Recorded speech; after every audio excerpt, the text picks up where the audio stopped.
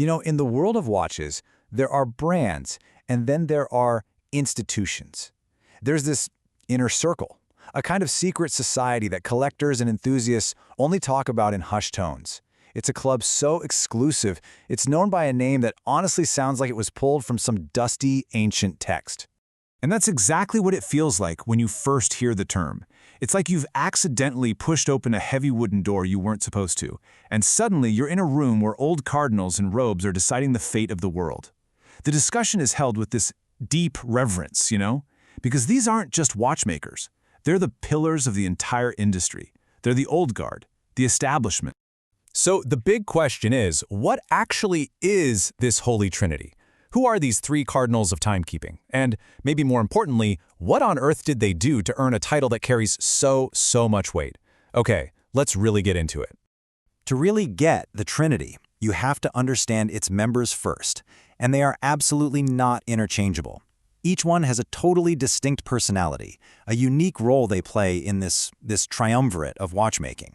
They are three very different masters of the exact same craft.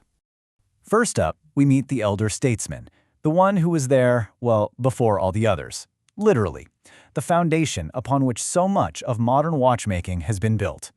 Vacheron Constantin, founded in 1755. Now just let that sink in for a second. This company is older than the United States of America. They have been making watches continuously, without a single interruption, through the French Revolution, 2 world wars, and the dawn of the digital age. They are the living embodiment of tradition.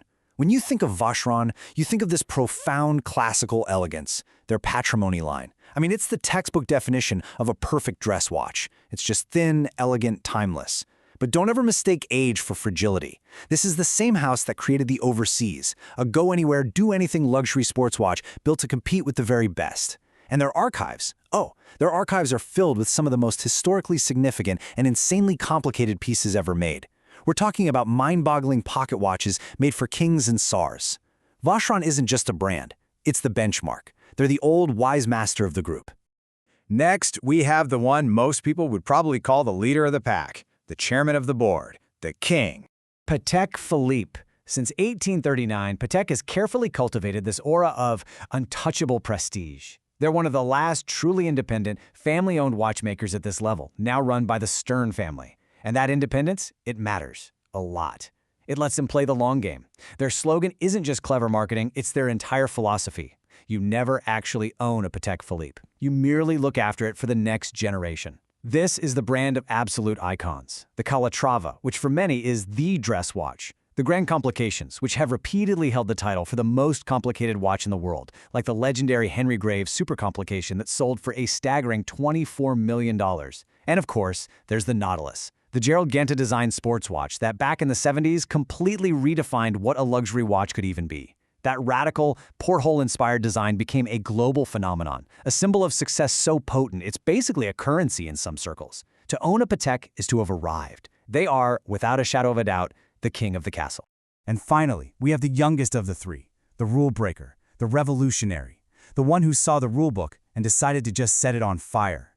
Audemars Piguet. Founded in 1875, AP has always been an innovator, creating the first minute-repeating wristwatch movement, for example.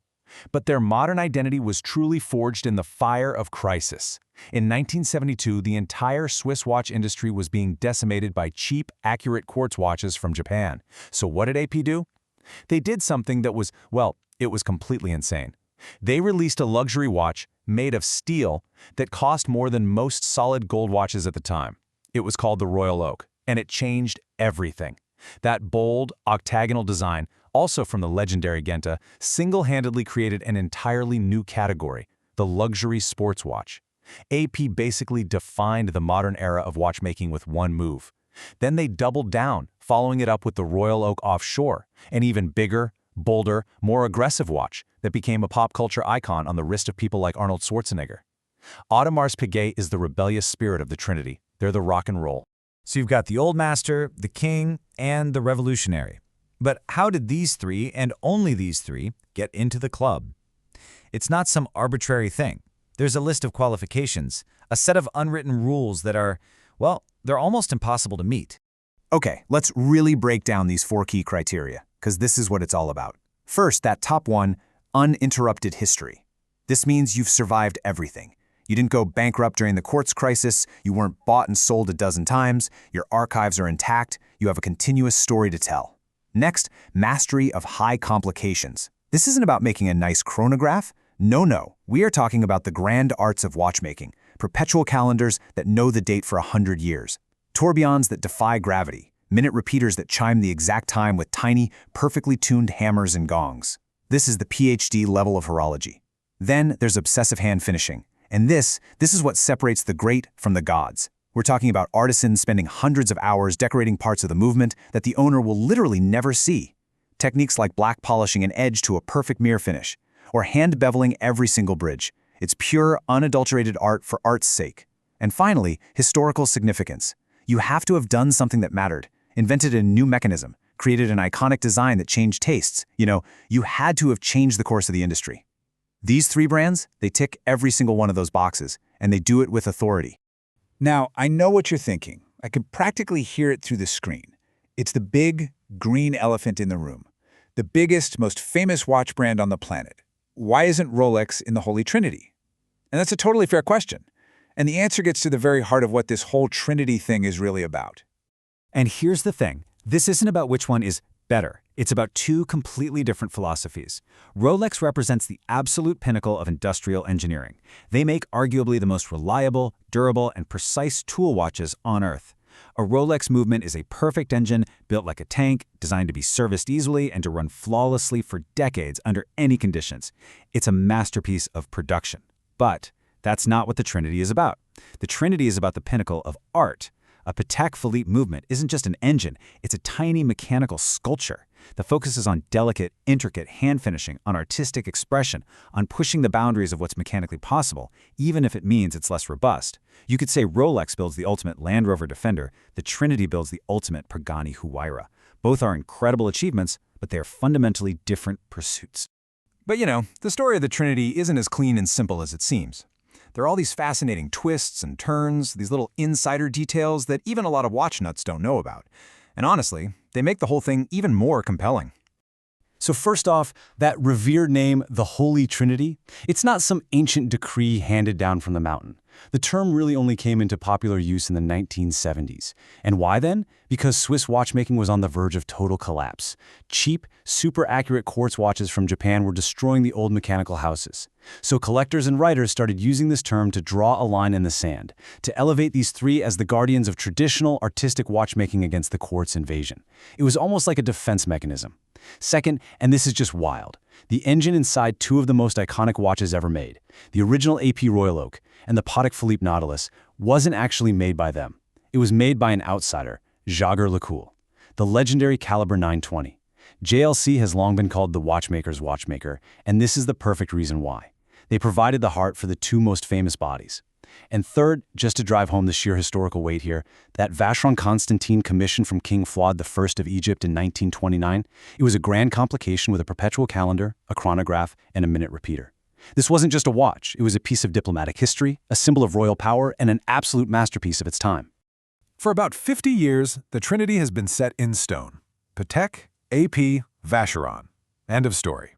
But the world has changed, and in the last few decades, these new masters have emerged from different corners of the globe, and they're making a very, very strong case that maybe, just maybe, it's time to rethink the membership. First, from Germany, you have Lange Söhne, a brand that quite literally rose from the ashes after the fall of the Berlin Wall. Lange makes watches with a level of finishing that is, and I'm not exaggerating here, second to none. Their movements are like little poems made of German silver, with incredible details like hand-engraved balance cocks. They've created modern icons like the Lange 1 and the Datograph, which many people believe is the single greatest chronograph ever made. It is the definition of Teutonic perfection. Then you have F.P. Journe, the independent genius. François-Paul Journe is a living legend, an artist whose motto is, invent it et face it. He invented and made it. He conceives and builds his watches from the ground up, often using solid 18-karat gold for his movements. He creates mind-bending complications like the chronometre à résonance, a watch with two balance wheels that influence each other to achieve better accuracy. He is the pure, untethered soul of modern independent watchmaking. And finally, from Japan, a brand that for decades was the world's best-kept secret, Seiko. Well, the secret is out. Their mastery of finishing, like the Zaratsu polishing, which creates mirror-like, distortion-free surfaces on the case, is just incredible. And their technical innovations, especially the spring drive movement, which combines the soul of a mechanical watch with the accuracy of quartz, consistently embarrass Swiss brands that cost 3 times as much. They are the absolute masters of precision and detail. So, after all of that, looking at the history, the art, the revolution, the new challengers, if I had to pick just one watch, my personal grail from that original Holy Trinity, what would it be? Man, this is tough. There really are no wrong answers here. But for me, it comes down to a piece that just tells a fantastic story. I'd have to go with the Vacheron Constantin Historics 222, and here's why. It was Vacheron's direct answer to the Royal Oak and the Nautilus back in 1977. It has that same incredible 70s integrated bracelet design, but it has always been the slightly more understated, the insider's choice. It's not as famous as its peers, and I absolutely love that about it. It has this sleek monoblock case and this tiny little Maltese cross inlaid right at the bottom corner of the case. It's just cool. It's a piece of history, the direct ancestor of today's overseas, and Vacheron's recent reedition was executed perfectly. It represents that pivotal moment in watchmaking, but it does it with a unique Vacheron elegance. And just to put that whole grail idea into perspective, this is what it takes to get one today. You're looking at around $75,000 on the secondary market. It's a serious number for a very serious piece of watchmaking history. And it's really a testament to just how exclusive and desirable this insider's choice has become. So, that's my pick. But now the big question is, for you.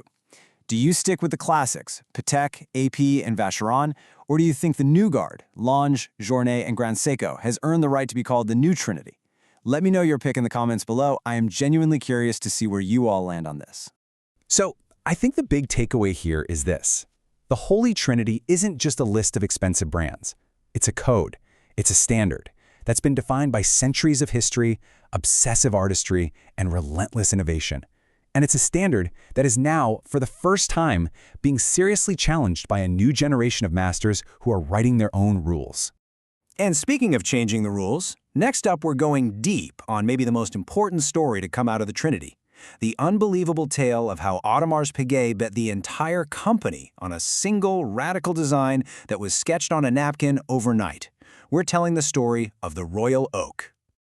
If you enjoyed this story, subscribe. New watch stories every week. Watch everything. Tick, drop.